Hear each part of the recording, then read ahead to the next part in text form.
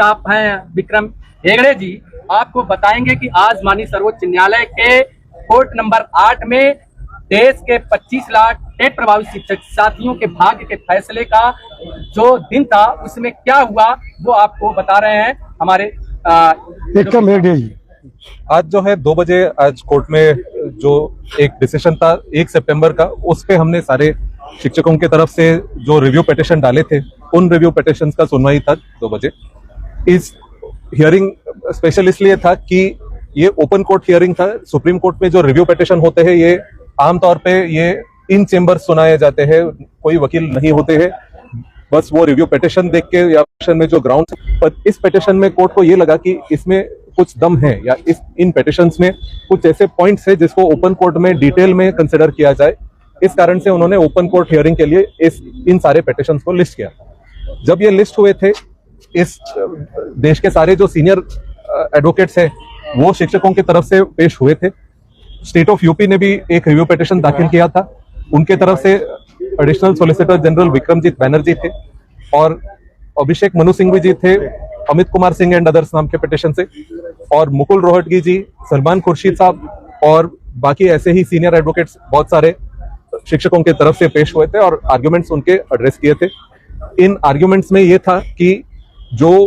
Section 23 RTE act है, इसका जो इंटरप्रिटेशन है, इसका जो अर्थ दिया गया है सितंबर 1 तारीख का जजमेंट में,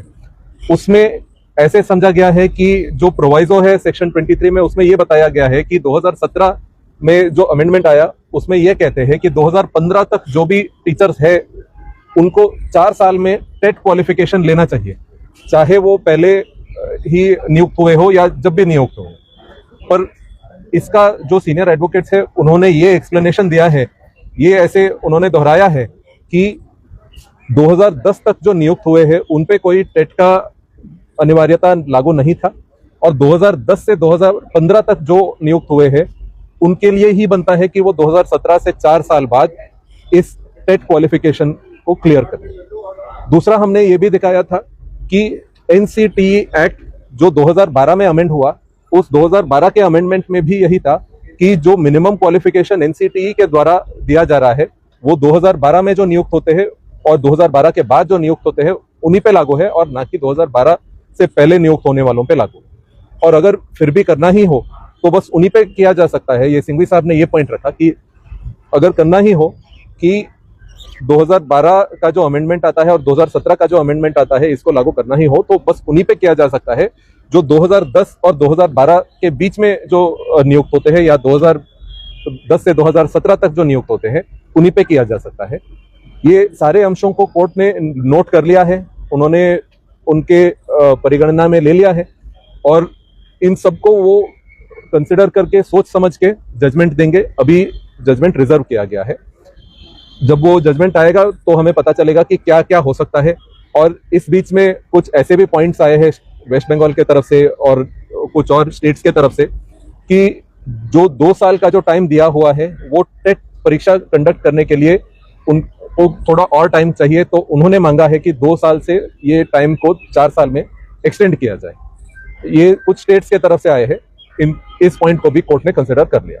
अब हम आपके बीच में जो एक चेहरा है, आप 1 सितंबर 2025 को जब आदेश आया स्टेट अनिवार्यता का, पूरे देश में शिक्षकों के साथ खड़ा होकर उनसे कंधे से कंधा मिलाकर चलने वाला जो काम किया था, वो परम आदरणीय हमारे सामने खड़े हैं, देश के शिक्षकों के एक तरह से रहनुमा कर सकते हैं एमएलसी माननीय देवेंद्र प्रताप सिंह। आपको ध्यान होगा जब रिव्यू फाइल हो रही थी तब भी आप इस कोर्ट में आए थे, उस समय आपका हाथ टूटा था, उस अवस्था में भी आकर यहाँ आप खड़े थे कि नहीं हमारे देश के शिक्षकों को न्याय दिलाना है, मैं जिस भी परिस्थिति में हूँ मैं रहूंगा। और आज भी कल से ये दिल्ली से आकर दुनिया सबसे बड़ी बात पर डे ये हम लोगों को फोन करते थे संगठन के साथ ही व्यक्तिगत हम लोगों को, ये लीगल टीम के बच्चे हमारे हैं जिन्होंने एक मोर्चा संभाला, तो सदैव आपका एक उत्साहवर्धन आशीर्वाद मिलता था। अब आज की बहस के बाद जो थोड़ा सा शिक्षकों में नकारात्मकता है उसको देखकर माननीय एमएलसी साहब की तरफ पूरे देश के लाखों लाख शिक्षकों की निगाहें हैं। हम चाहेंगे कि आप अपने आशीर्वचन से आप देश के लाखों लाख शिक्षकों को जरूर आप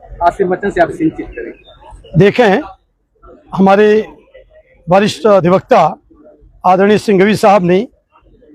कोर्ट में यह स्पष्ट कर दिया कि 2010 के पहले जो टीचर नियुक्त हैं उस समय आरटी एक्ट अस्तित्व में नहीं था,